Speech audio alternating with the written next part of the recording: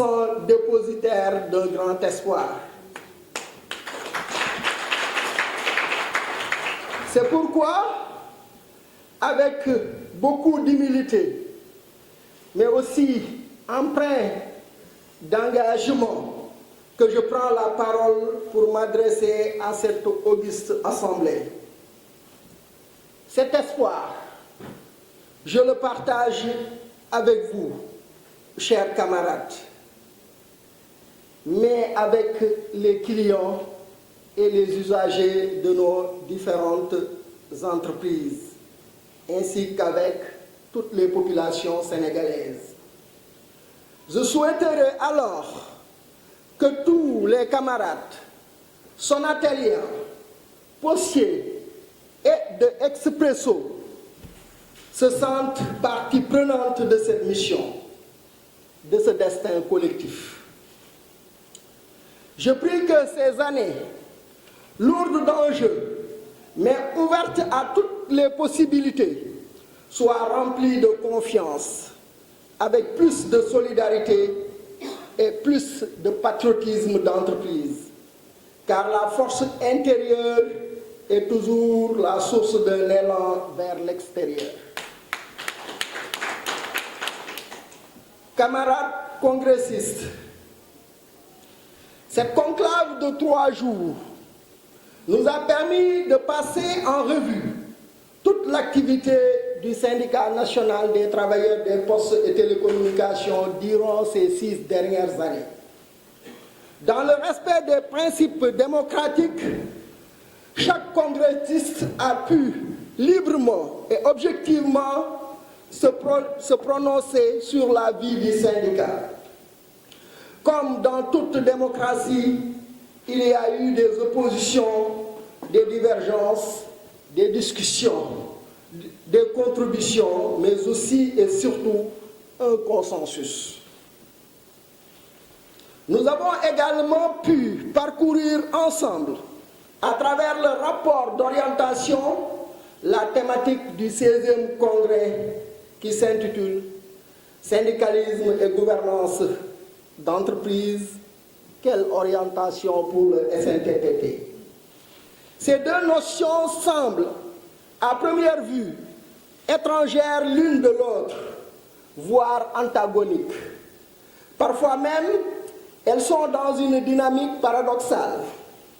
Pourtant, avec l'évolution de la pratique syndicale, il nous semble que ces deux notions peuvent se croiser pour féconder un modèle démocratique associant plus étroitement les partenaires dans la gouvernance. En effet, la culture syndicale a beaucoup évolué et n'est plus circonscrite aux actions de revendication sociale. Il faut se rendre à l'évidence qu'il existe aujourd'hui une relation étriquée entre les organisations syndicales et les transformations économiques, sociales et surtout managériales. C'est un nouveau environnement qui exige des syndicats un réajustement de leur mission qui désormais s'étendent impérativement à la gouvernance des entreprises. À première vue, cela peut sembler comme une ingérence dans les prérogatives dévolues au top management, mais nous pensons que c'est une fausse impression. Camarades, notre démarche tout au cours de ce nouveau sacerdoce sera essentiellement caractérisée, comme elle l'a toujours été, d'ailleurs, par l'implication de tous les travailleurs. Plus que jamais, la démarche sera inclusive et participative. À cet effet, je suis décidé à placer la mission qui commence sous le signe de la dignité, de l'humilité, de la fidélité aux valeurs du SNTPT. Je n'aurai d'autre ambition que de rendre les camarades plus unis, plus égaux et le SNTPT plus allant, fort de son histoire comme de ses atouts. Camarades congressistes, un nouveau mandat commence. Je ferai tout pour que le comité sectoriel POS et au-delà, toutes les sections assument pleinement leur mission de défense des intérêts matériels et moraux des travailleurs, de la sauvegarde des emplois, de la solidarité, mais aussi et surtout de la garantie des droits et libertés consacrés par notre loi fondamentale.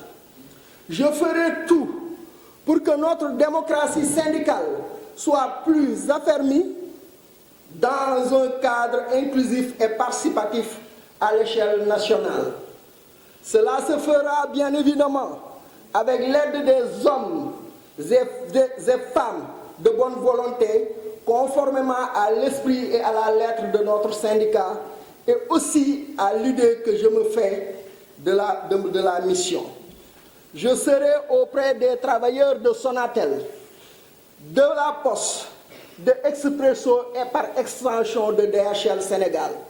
Camarades, c'est l'occasion pour moi de rendre un hommage ému aux pionniers, celles et ceux qui ont défriché le chemin et ont indiqué la voie.